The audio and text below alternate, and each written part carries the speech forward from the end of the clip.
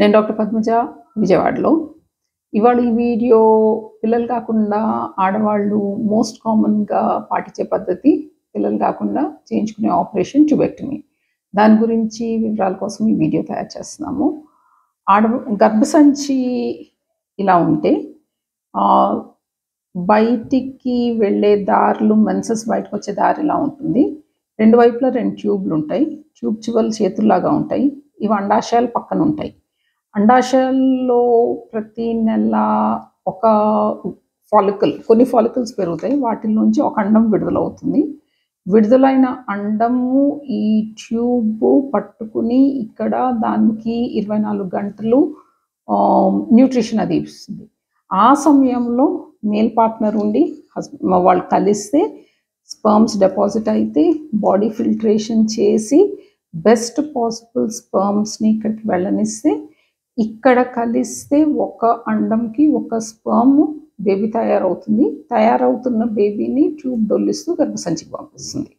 So పిల్లలు కాకుండా ఆపరేషన్లో మనం ఏం చేస్తున్నామంటే ఉన్న ఆర్గన్ సిస్టమ్స్ని ఏమీ తీయట్లేదు. కానీ ఏదైతే ఈ ట్యూబ్ 10 సెంటీమీటర్లు ఇంత పొడవుగా ఉందో దీంట్లో 1 సెంటీమీటర్ ముక్క ఇక్కడ ఇంటరప్ట్ చేస్తాం.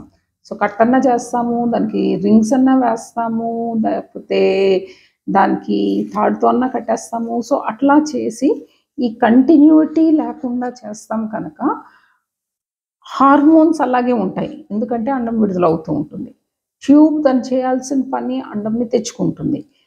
కలిసినప్పుడు స్పర్మ్స్ ఇక్కడ దాకా వస్తాయి. కానీ ఈ 2 కలుసుకోలేవు. ఎందుకంటే ఇక్కడ దారి ఇంటరప్ట్ అయింది కాబట్టి. అది పిల్లలు కాకుండా చేయించుకునే ఆపరేషన్. అందుకు ఇది పర్మనెంట్ అనమాట. ఎందుకంటే దాంట్లో ఒక ముక్క కట్ చేసి తీసేస్తాం. అయితే ఈ ట్యూబెక్టమీ అనేది రకరకాలుగా చేయొచ్చు. లాప్రోస్కోపీలో ముట్టు వచ్చిన తర్వాత 6వ రోజు నుంచి 12వ రోజు మధ్యలో పొట్ట లోపలికి టెలిస్కోప్ పెట్టి చూసుకుంటూ పొట్ట లోపల కార్బన్ డయాక్సైడ్ గ్యాస్ ఇచ్చి పేగులన్నీ పక్కకు జరిపేసి ఈ ట్యూబ్ దగ్గరికి వెళ్ళి దాన్ని జెంటిల్గా మనము కట్ చేసేయచ్చు. సో ఇది అన్నిటికన్నా సేఫెస్ట్. కానీ చాలాసార్లు ఏమవుతుంది అంటే బేబీ డెలివరీ అయిన వెంటనే బేబీ డెలివరీ అయింది, బేబీ బయటకు వచ్చేసింది, గర్భసంచి నార్మల్ సైజ్కి వచ్చేస్తుంది, ఆల్మోస్ట్ నార్మల్ సైజ్కి. అప్పుడు ఇక్కడ పిల్లలు కాకుండా ఆపరేషన్ చేస్తాం. సిజేరియన్ చేసినప్పుడు కూడా చేయొచ్చు.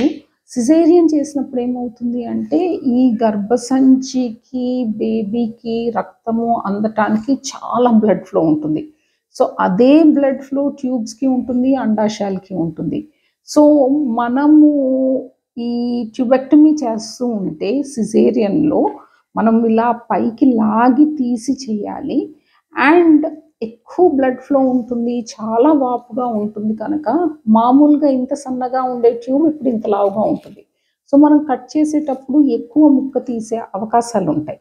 తర్వాత నర్వ్ సెన్సిటివిటీ గర్భసంచికి వేరుగా ఉంటుంది, సర్విక్స్కి వేరుగా ఉంటుంది, వెజైనాకి వేరుగా ఉంటుంది, బయటికి వల్వా దగ్గర వేరుగా ఉంటుంది. అండ్ అన్నిట్లోకి ట్యూబ్స్ వీటన్నిటికీ చాలా సెన్సిటివ్.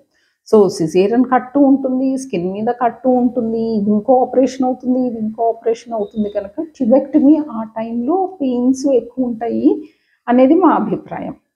తర్వాత పొట్ట లోపల మనం ఎంత జాగ్రత్తగా స్కాన్స్ చేసుకున్నా పొట్ట లోపల మాయ తల్లి బేబీకి అన్ని ఆర్గన్ సిస్టమ్స్కి పనిచేస్తుంది. సో బేబీ ఒకసారి బయటకు వస్తే దాని హార్ట్ అది కొట్టుకోవాలి, దాని ఊపిరితిత్తులు పనిచేయాలి, దాని ఆర్గన్ సిస్టమ్స్ పనిచేయాలి. ఎట్లా బయట అడ్జస్ట్ అవుతుంది అనేది 100% ష్యూరిటీతో మనం చెప్పలేము. ఎందుకంటే కొన్ని హార్ట్లో చేంజెస్ కరెక్ట్గా కాకపోతే 300 బేబీస్లో ఒకరికి హార్ట్లో హోల్స్ అవి డెలివరీ అయిన తర్వాత బయటపడతాయి.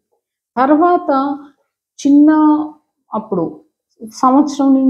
సంవత్సరం లోపు పిల్లలు ఎప్పుడైతే ఉంటారో వాళ్ళకి రకరకాల ఇన్ఫెక్షన్స్ రావచ్చు, జబ్బులు రావచ్చు. సో ఏదన్నా అవ్వచ్చు. మనము పిల్లలు కాకుండా ఆపరేషన్ పుట్టుకలోనే చేసేసామనుకోండి, తర్వాత ఏదన్నా ఉంటే రివర్సల్ చేయాలి అంటే మళ్ళీ పొట్టకోసి కానీ లాప్రోస్కోపీ కానీ చేయాలి. సో అది చాలా మేజర్ ఆపరేషన్ అవుతుంది. అండ్ ఎంత బాగా ట్యూబెక్టమీ అయింది, ఎంత ట్యూబ్ తీశారు, ఎగ్జాక్ట్గా ఎంత పొజిషన్లో తీశారు అన్న దాన్ని బట్టి మనం రీకనలైజేషన్లో అంత బాగా జోడించగలమా లేదా అనేది ఉంటుంది.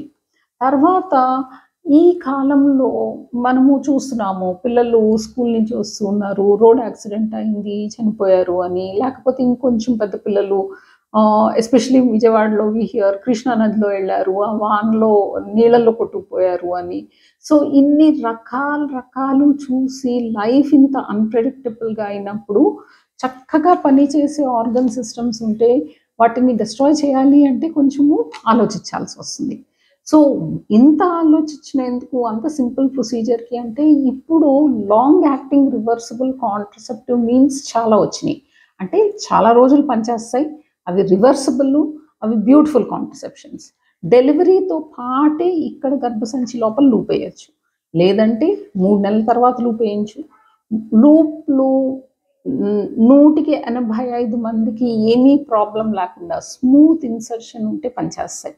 ప్రాబ్లమ్స్ ఉండేది 15 మందికి, 85 మందికి ప్రాబ్లమ్స్ ఉండవు. మనం వేయటానికి నిమిషం పడుతుంది, తీయటానికి 30 సెకండ్స్ పడుతుంది. యాక్షన్ 3 ఏళ్ళు ఉన్నాయి, 5 ఏళ్ళు ఉన్నాయి, 10 ఏళ్ళు ఉన్నాయి. కాపర్ పడకపోతే హార్మోన్ లూప్స్ ఉన్నాయి, అవి బ్లీడింగ్ కూడా తగ్గిస్తాయి, గర్భసంచి లోపల ఎండోమెట్రియల్ క్యాన్సర్ రిస్క్ తగ్గిస్తాయి, రక్తహీనతను తగ్గిస్తాయి, ఎడినోమయోసిస్, ఎండోమెట్రియోసిస్ అనే జబ్బులు రాకుండా తగ్గిస్తాయి. సో ఇట్లా నాన్ కాంట్రసెప్టివ్ బెనిఫిట్స్ కూడా వీటికి చాలా ఉంటున్నాయి. అందుకు ఇన్ని ఆప్షన్స్ ఉన్నప్పుడు తొందరపడి ట్యూబెక్టమీని చేయించేసుకోవాలి అనేది మాది స్ట్రాంగ్ రికమెండేషన్ కాదు. మీకు కావాలి అంటే ఎప్పుడైనా మనం ట్యూబెక్టమీ చేయించవచ్చు. సో వీటన్నిటిని గురించి ఆలోచించుకుని మీరు కన్సెంట్ ఇస్తే తర్వాత లైఫ్లో రిగ్రెట్ ఉండదు. అండ్ అయ్యో ఆ రోజు తొందరపడ్డామే అనే బాధ లేకుండా ఉంటుంది అన్న దానికోసము ఈ ట్యూబెక్టమీ మీద వీడియో. నేను డాక్టర్ పద్మజ అట్ విజయవాడ.